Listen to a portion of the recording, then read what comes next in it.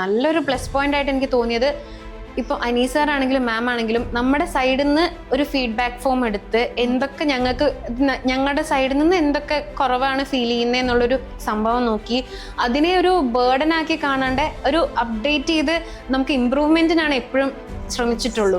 അപ്പം അത് ഭയങ്കര ഒരു അപ്രീഷിയേറ്റ് ചെയ്യേണ്ട കാര്യമാണ്. കാരണം നമുക്ക് കൂടുതൽ തരാനാണ് നിങ്ങൾ ആഗ്രഹിക്കുന്നത്, നമ്മളും അതേപോലെ കൂടുതൽ കിട്ടാൻ വേണ്ടിയിട്ടുള്ളത് ചോദിക്കുമ്പം കൂടുതൽ തരാൻ വേണ്ടിയിട്ട് മാത്രമേ നിങ്ങൾ ശ്രമിച്ചിട്ടുള്ളൂ. ഒരു പ്രിപ്പയർ ചെയ്യുന്നതായിരുന്നു ARF എക്സാം. ഞാൻ നേരത്തെ പറഞ്ഞു തരാം, നമുക്ക് കുറേ ഇൻസൈറ്റ്സ് കിട്ടും.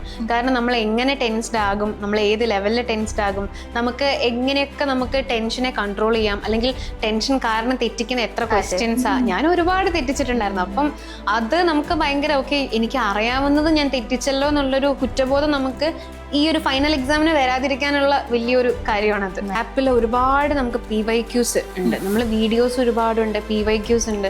അപ്പോൾ ഇത് ഓരോന്നും നമ്മൾ ചെയ്യുമ്പം നമുക്ക് സ്കോർ കൂടുന്നത് കാണുമ്പോൾ ഒരു ഹാപ്പിനെസ് ഉണ്ടാകും.